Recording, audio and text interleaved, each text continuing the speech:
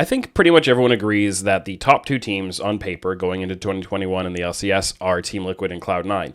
And if you're going to be making predictions or some kind of power rankings or looking forward at all, it's just a matter of which of those two you put number one, which of them you put number two. There are some other teams that, aren't far behind, but pretty much everybody is putting those two at the top of their lists, and I did myself.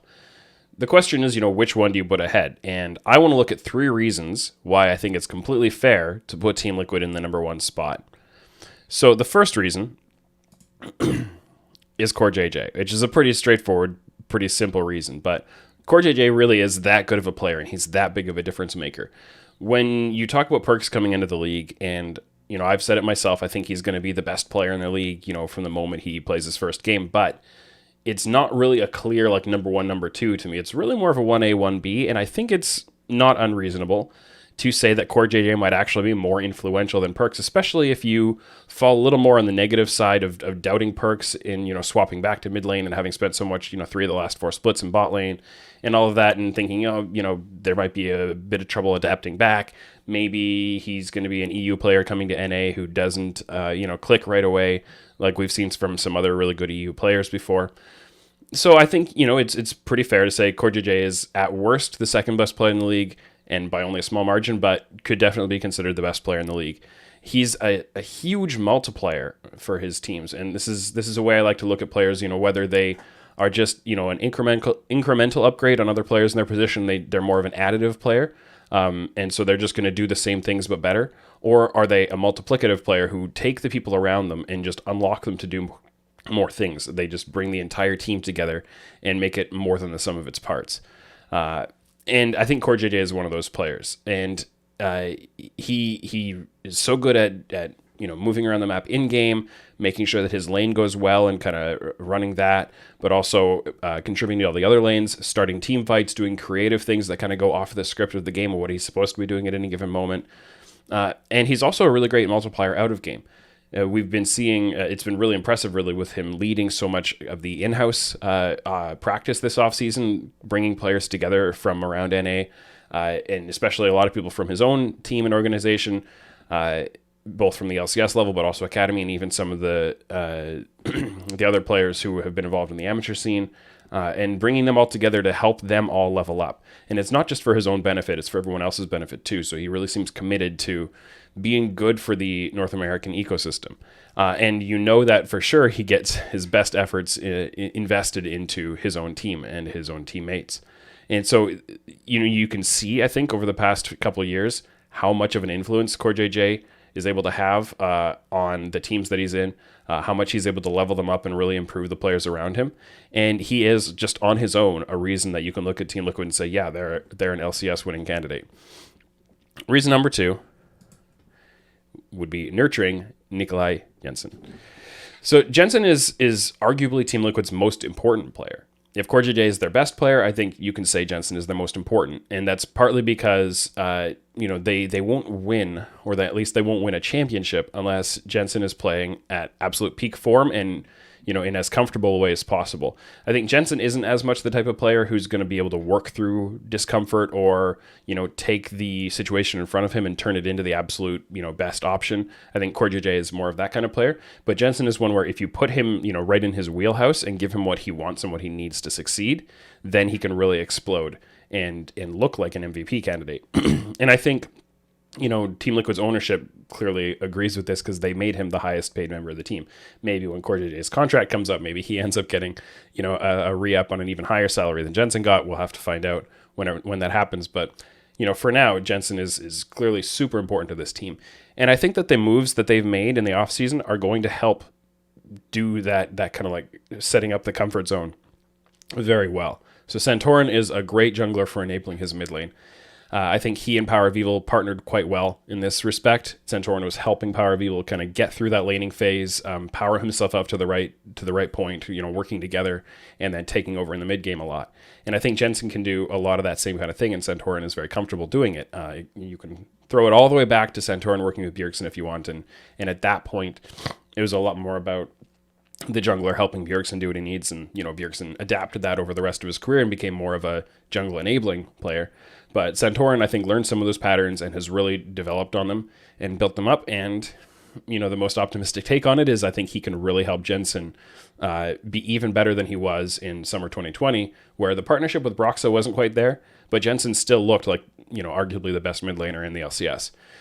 At least in the regular season, he got outplayed a little bit at some points, and the team didn't work as well together as the other teams did in playoffs, but Jensen still individually had a great season, and with a jungler like Santorin alongside him, if they find that click that wasn't quite there with Broxa, I think that could really help Jensen a lot. And then also bringing in Alphari. Alphari's a player who is going to win his lane. I think that's the safest thing you can say about him, especially coming into NA. He's going to win his lane matchups. He's going to apply pressure. And it's not just a matter of doing the right thing in his lane. What I'm specifically meaning here, because I think Impact a lot of the time did the right thing in his lane matchups, but he wasn't necessarily applying pressure and getting getting a strong foothold and forcing the enemy team to react to him and play around him.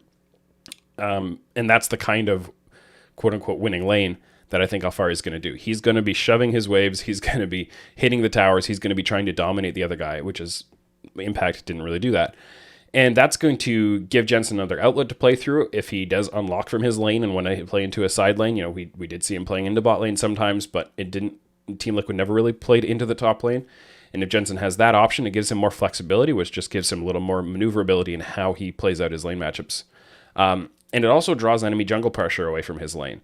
And we definitely saw Jensen getting ganked a lot because of his importance to the team, and also because, Impact would play at tower so much. So either you're going to do all the setup for a dive on Impact, or you can go and try to gank Jensen. And that shutting Jensen down in lane was one of the ways to attack Team Liquid. So I think there's a lot of things about the way Team Liquid have reshaped their team that are really going to set Jensen up for success. And I think he could end up being an MVP candidate this year.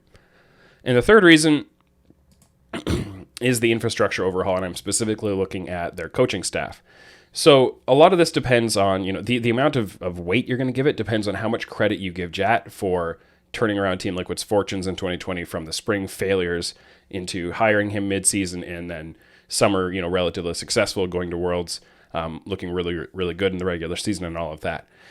If you give him a lot of credit for that, then you should have a lot of faith in his full coaching rebuild. And now he had a chance to evaluate the coaches he was working with, make some changes. So they released Kane, Croissant, Tyler, and they signed Cold, who I'm pretty sure was working with Broxa in some capacity, kind of in the background during the lead up to Worlds and Worlds itself. And Broxa did start to click better with the team during that. So I think, again, we're taking the optimistic spin on all this, but I think you can have a lot of faith in that helping out.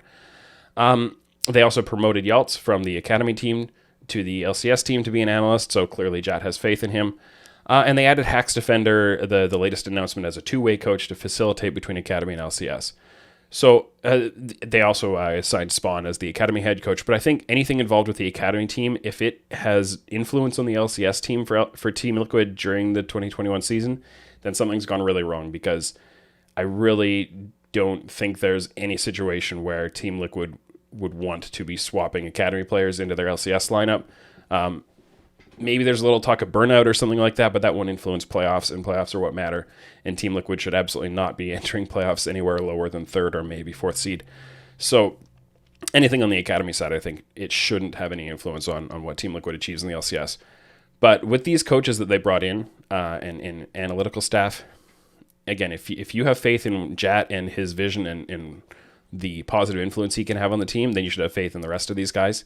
And I think we've seen some evidence that they can help out a lot as well, and kind of know a little bit about who Cold is, and as a player, what he could do as a jungler, and knowing that there needed to be some help in the connection between the jungle and the rest of the team for Team Liquid. I think that's something you can be really excited about. So I'm looking forward to seeing how that coaching staff can help influence Team Liquid and help to shore up some of the issues that held them back a little bit in 2020. So all those three reasons, I think, give a lot of weight to the argument that Team Liquid can be, and maybe will be, the best team in the LCS in 2021. The question is, at the end of all this, did I change my own mind? Because my power rankings that I put out in December had Cloud9 number 1, Team Liquid number 2.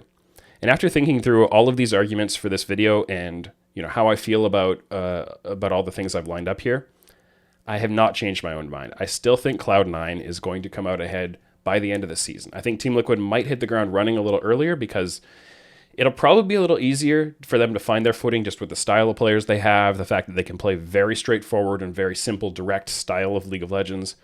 But I think Cloud9, once they get all their pieces clicking together, once they get more comfortable working as a unit, I think they will still end up outpacing Team Liquid. But again, it's kind of like the CoreJJ Perks argument. A little bit of a 1A, 1B, and a lot of things could happen in the course of the actual season. Thanks for watching. Let me know in the comments what you think of my take. If nobody ever disagreed with what I was saying, it wouldn't be worth putting out there. So I want to hear from you whether you like what I was saying, whether you think I got it wrong somewhere. Either way, let's have that conversation. Make sure you leave a like on the video, subscribe to the channel if you want to see more. It really does help the channel grow a lot, so I appreciate it.